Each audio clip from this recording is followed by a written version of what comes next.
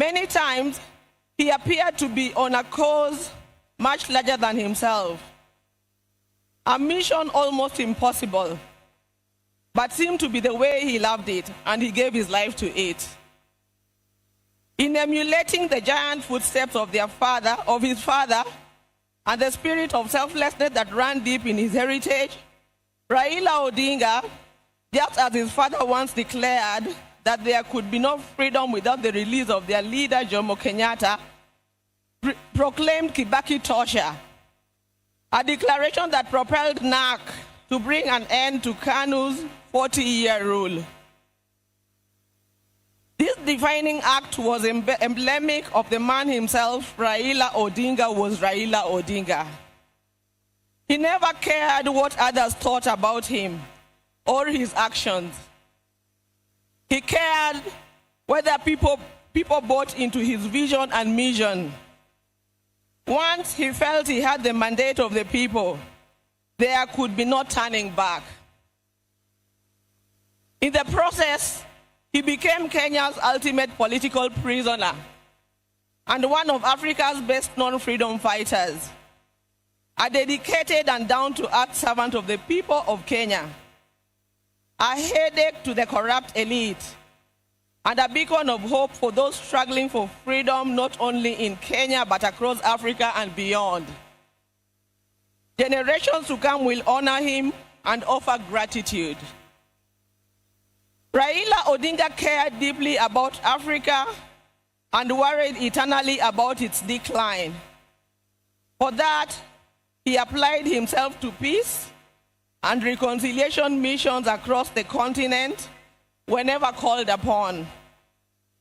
During the 1990s, he worked closely with the International Republican Institute as a resource person for peace and conflict resolution in the war-torn countries of Mozambique and Burundi, and offered similar support to peaceful electoral processes in Nigeria and Zimbabwe.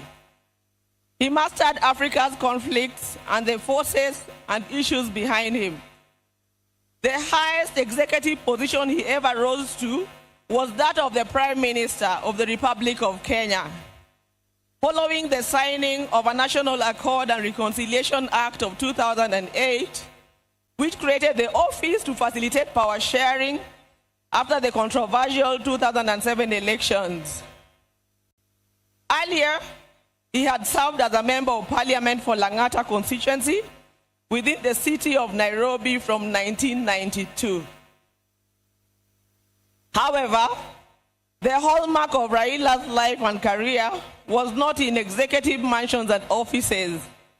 It was in the struggle for freedom and democracy in Kenya and across Africa.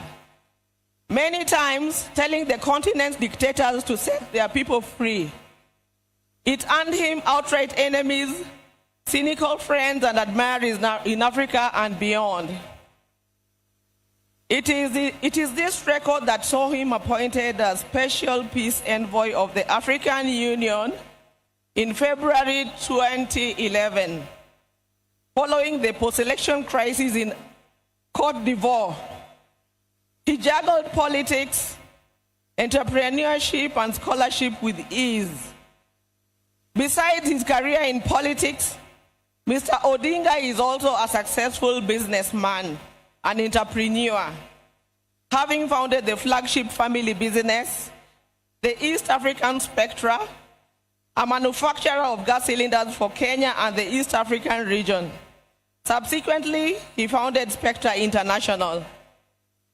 Before that, he had taught at the University of Nairobi's Department of Mechanical Engineering between 1970 and 1974, and served at the Kenya Bureau of Standards, which he was instrumental in establishing. Even as he pursued all other careers, Raila understood that social, political, and economic changes in a country come through politics, and that although all politics is local, politics is also substantially international.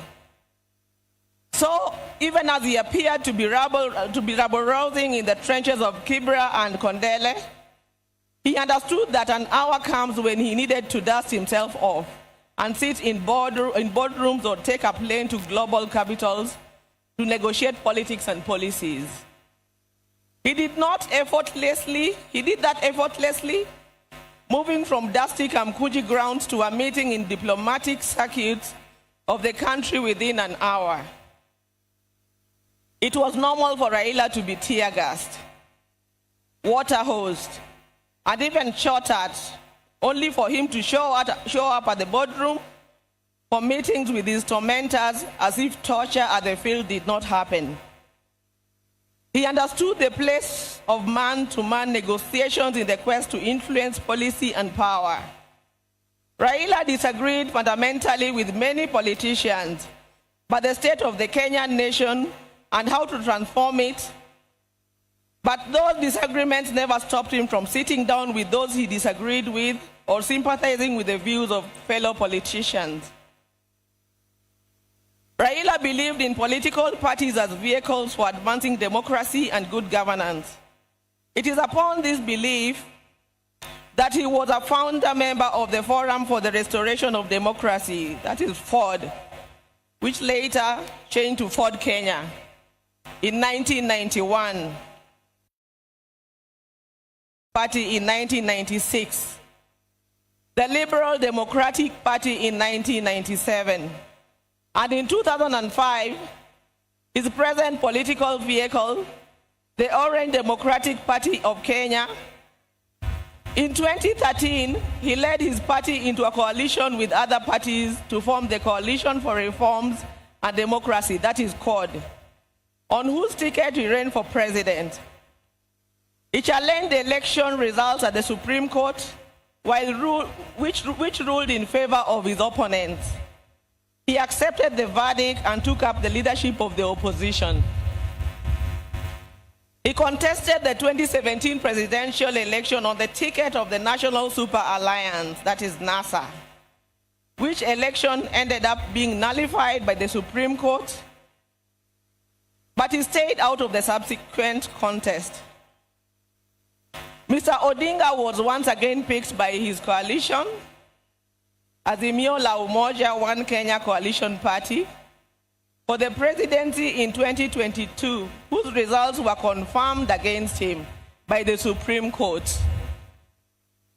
He accepted the verdict and has led the opposition coalition.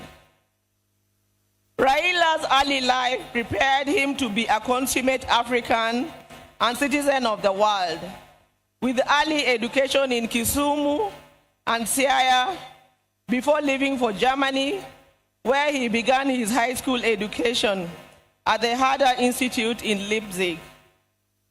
He later transitioned to the Otto von Guericke University in Magdeburg in the then East Germany, where he obtained a Master of Science in Mechanical Engineering, specializing in production technology. In February 2024, Raila visited and extensively toured the two institutions, reliving his days there and recalling that when he arrived in Otto von Guericke, there were not more than 5 black students in the whole college. As a leader, Raila believed in exercise, duty, selflessness, sacrifice, collective leadership, humility, honesty, discipline, and hard work. Other than Kenya, Raila's other great love was Africa. He celebrated the continent's potential. He mourned the death of leadership on the continent and felt the pain of its people being left behind by less endowed regions of the world because of failure of leadership. Indeed, the last major political project Raila quietly embarked on days before his death was a third biography dedicated purely to Pan-Africanism and what needs to be done to take the continent forward. In October 2018, Raila was appointed as the African Union High Representative for Infrastructure Development in Africa. He moved into the position with the swiftness and certainty of fish in water. He named the continental highway network corridors, railways, and airports as if they were here in Kenya. He was at ease with Africa's trade deficit figures in comparison to other parts. In politics, Raila communicated the importance of reconciliation, forgiveness, and putting country over self. He forgave his jailer forward. He emphasized that building a progressive country demanded that leaders rise above anger and the desire for revenge. He also believed strongly that the preservation of a nation requires the triumph of pragmatism over ideology. That when the nation is under extreme threat, leaders must embrace extreme compromise. He believed power was not an end, but a means to an end, and it should be used towards the desired end. He believed power should be used to ensure the existence of the nation,